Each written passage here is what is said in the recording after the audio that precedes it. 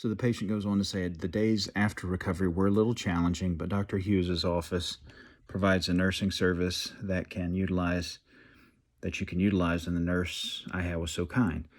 Dr. Hughes also personally called me to answer any questions I had. You won't find that with many plastic surgeons. Dr. Hughes really does care about his patients. Now I'm 1 month post-op and I'm amazed at my results. I can confidently wear a bikini again, not have to shop in the maternity section for clothes anymore because of a bulging hernia, and my self-esteem is higher than it's ever been. The amazing thing is that typically with the time I take a muscle repair, it can take up to 6 months to see your results, but I'm already seeing amazing results just 1 month post-op. Dr. Kenneth Hughes is truly a masterful and skilled surgeon. For me, he is an answered prayer, and I'm forever grateful to him for giving me my body back. That ends this patient's review. Now, there are a couple of things that you realize with a review like that. Number one, the post-operative care is very important, and so I harp on very much the same things to patients all the time. And, some people, I think, take that in, and they really try to adjust themselves, and they give a serious attempt, because you, as a patient, can make or break a result, and you can make a surgeon look as good as they are on the table, or you can make a surgeon look really bad if you don't follow any of the instructions or if you heal poorly. Now, surgeons, I think, know this, unless they're just intellectually dishonest, that any perfect surgical result can be sabotaged, okay? So I do find it a bit humorous sometimes where maybe a patient, and it doesn't have to be my patient, maybe a patient from another surgeon, come in complaining and berating a surgeon, or I may hear another surgeon berating one of my results.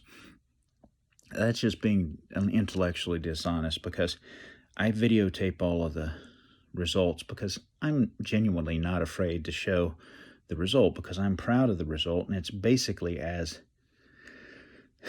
optimal a result as possible for a given patient's anatomy. So you have to realize that in between the result on the postoperative on the surgical table, that postoperative result is largely dependent upon how the patient takes care of the result. Now, certainly some of it is genetics and kind of environmental, kind of what the patient's done either for or against their body leading up to the surgery. So just because one's friend had X result does not mean that that person will get that same result. And I can usually see that coming before the surgery. For instance, if a person says, oh, well, my friend got this and she looks great, and I go, okay, well, let's go over what she looked like before and what she looked like after. And the reason for that is quite simply, I'll give you the simplest scenario. Let's say a patient who wants breast augmentation says her friend had a breast augmentation and the breasts look wonderful, okay? You look at the anatomy of the preoperative patient for the breast augmentation, and that patient basically has near perfect symmetry with a rheal at the center of each breast, no ptosis or breast droop, and adequate tissue coverage without any deflation, okay? That is literally a chip shot, okay? Breast augmentation is not the most difficult surgery anyway, but when all you have to do is to place the implant at the center of the breast mound and just preserve the great symmetry that exists before, that will be a great result, hands down. That also shows little to no skill of the surgeon, okay? You basically understand the skill of the surgeon when you see two obviously asymmetric breasts, asymmetric amounts of tissue, asymmetric as far as ptosis, maybe asymmetric as far as shape. One may be tubular or tuberous and the other one may not. All of those things make for much more difficult breast cases. And so that's why sometimes if a patient is really happy about someone else's surgery, it's important to recognize what anatomical factors may hold that person back. Outside of the anatomical factors, the factors that can really hold a person back are how they heal. I'll give you an example. On a breast aug breast lift, okay? It's rarely ever the breast aug that is a postoperative problem, it's the breast lift. And the breast lift, depending upon how a person takes care of it, if an incision on the breast lift opens, that markedly reduces not only the shape of the breast, but the way the scar will form, okay? And although I see it all the time, patients will blame the surgeon.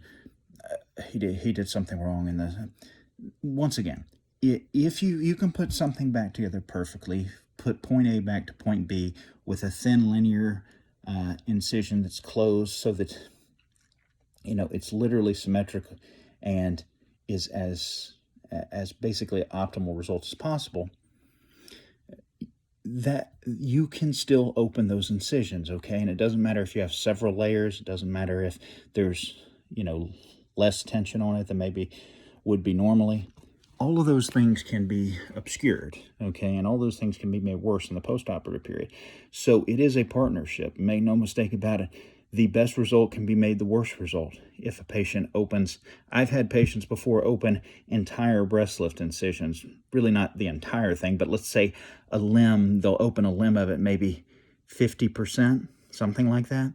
So if a limb of a breast lift incision is open 50%, that basically you're bottoming out. You're going to have a much poorer looking breast, but even when the wound contracts, the scar is going to be very, very wide. And so looking at that postoperatively, say, oh my gosh, what did the surgeon do? And the answer is, oh my gosh, maybe the surgeon did absolutely nothing wrong, okay? Now, it is true that there are technical factors that sometimes a patient, you can tell by looking, or at least I can, and that's not something that the patient should be able to do. I can look at a result and I can tell you what are some technical flaws, okay? But looking at a wide scar and saying the surgeon messed up, that's not one of them. It's possible that the surgeon did something incorrectly where there was too much tension in that, or the stitches were put back together in less than optimal fashion. But once again, that's why I take the videos thing. And that's very helpful because patients will make up reviews, have reports about this or that. And at the end of the day, it always comes back that these so maligned patients were in fact not maligned. And you just have to realize that that's just part of it.